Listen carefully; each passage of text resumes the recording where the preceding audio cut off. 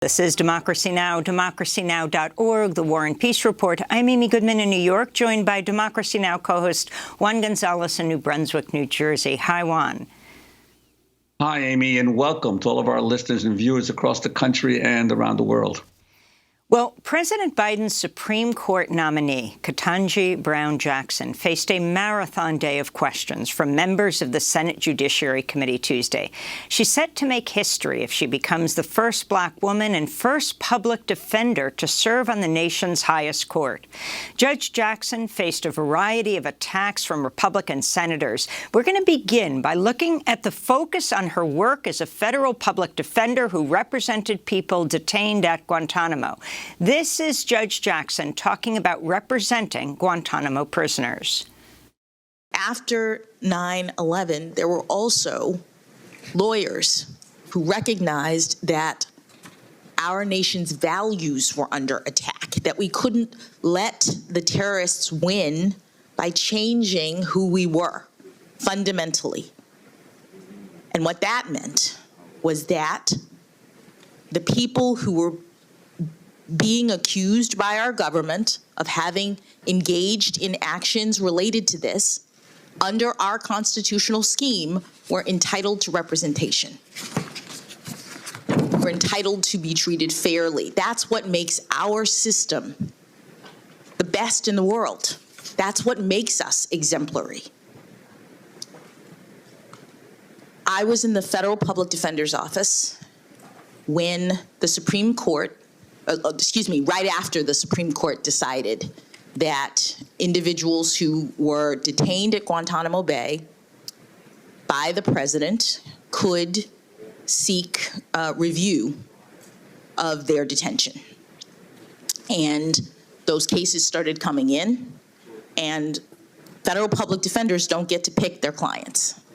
They have to represent whoever comes in, and it's a service.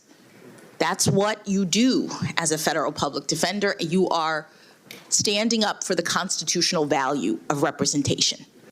Judge Ketanji Brown Jackson was later grilled by Republican Senator Lindsey Graham about her time representing people detained at Guantánamo. This is part of their exchange.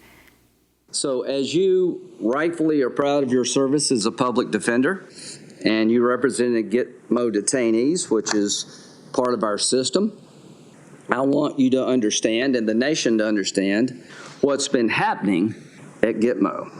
What's the recidivism rate at Guantnamo? Senator, I'm not aware. It's 31%. How does that strike you? Is that high, low, about right? I don't know how it strikes me overall. You know how it strikes me as terrible. Yes, that's what I was going to say. Okay, good. We found common ground. Of the 229 detainees released from Guantnamo, of 729 released, 229 have gone back to the fight. Would you say that our system in terms of releasing people needs to be re-looked at? Senator, what I'd say is that that's not a job for the courts in this way. That as an American, does that bother you? Well, obviously, Senator, any repeated criminal behavior or repeated attacks, acts of war, bother me as an American. Well, it bothers me. After this exchange, Republican Senator John Cornyn used his time to try to accuse Judge Jackson of calling former President George W. Bush and former Defense Secretary Donald Rumsfeld war criminals in a court filing. Talking about when you were representing a member of the Taliban, and the Department of Defense identified him as an intelligence officer for the Taliban, and you referred to the Secretary of Defense and the sitting President of the United States as war criminals. Why would you do something like that? It seems so out of character.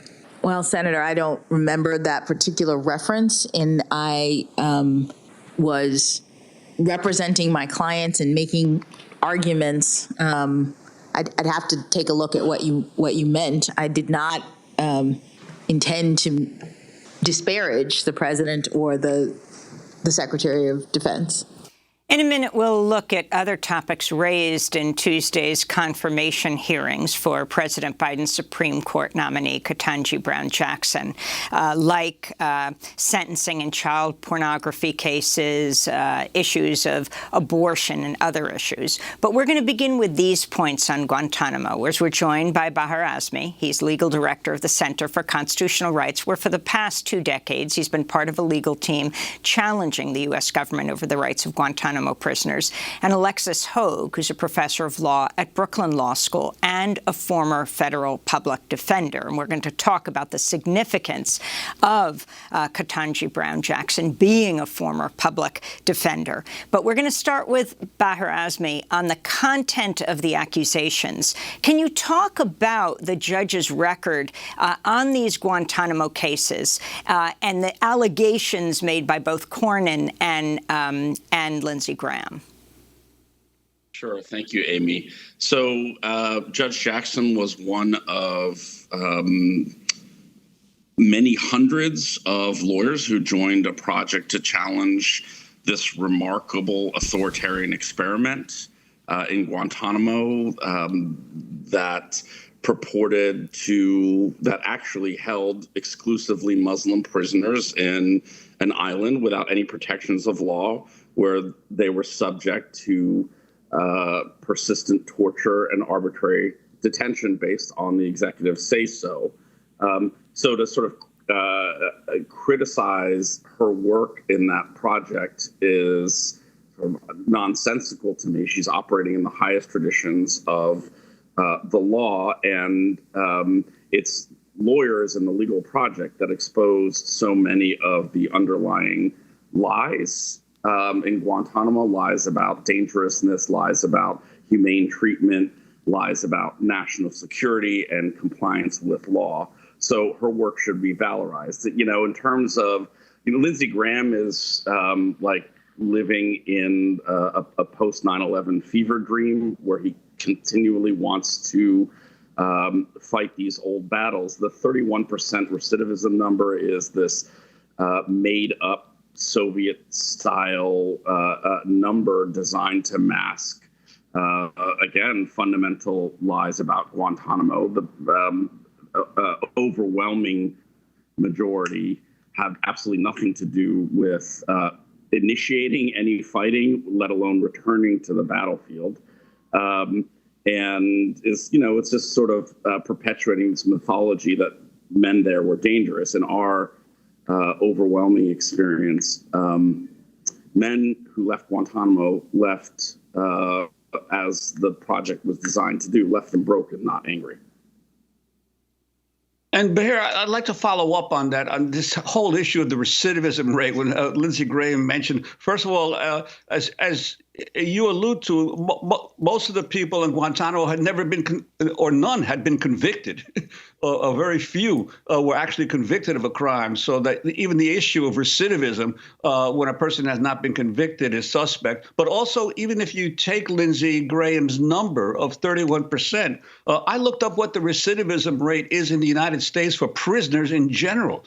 And 2/3 of people who serve in U.S. prisons are arrested, again, within 3 years, and 3/4 within 9 years. So the, quote, recidivism rate of people in the United States is far worse than even the what Lindsey Graham is saying about these prisoners.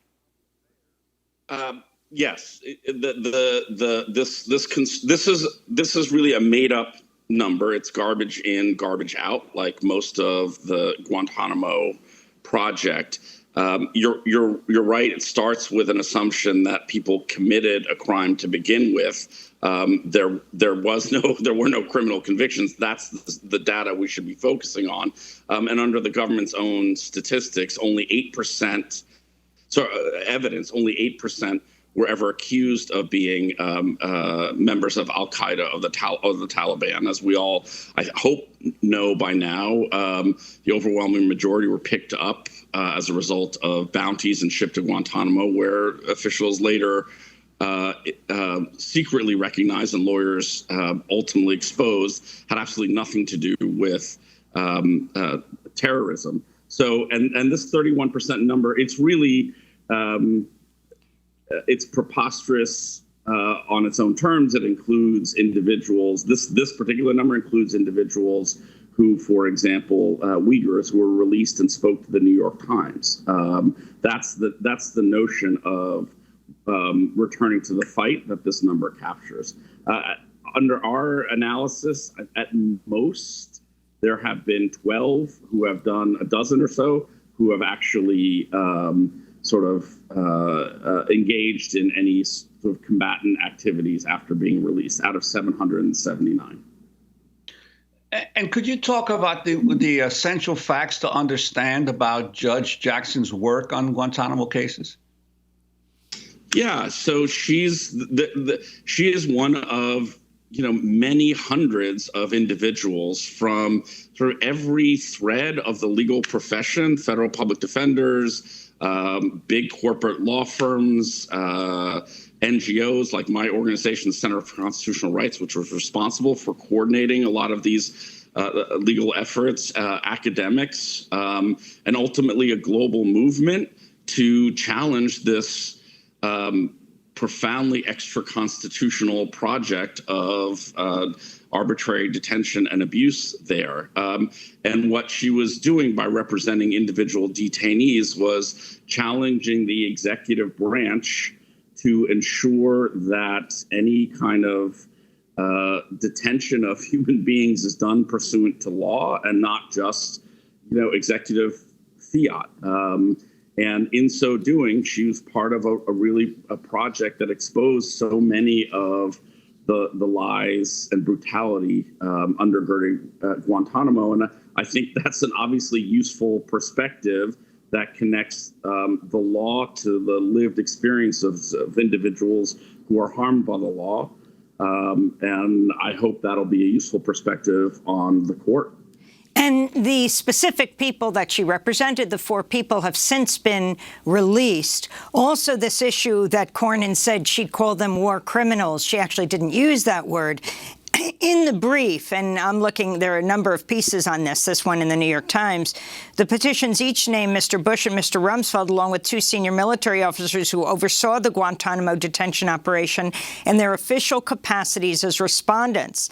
And they said such official acts in ordering or condoning the alleged torture and other inhumane treatment of the detainees constitute war crimes and/or crimes against humanity in violation of the law of nations under the Alien Tort Statute. If you could end with that, Baher Azmy, the accusations against Bush and Rumsfeld and the government for how prisoners were treated. Yeah, so in her petition, she alleged what we know to be true, that individuals detained in Guantanamo were subject to torture. And what follows from that under well-established international law, including international law, was responsible for promulgating, particularly after Nuremberg, those constitute war crimes. So it's a bit of a sort of a fallacious gotcha in the hearing to say she sort of literally accused them of war crimes.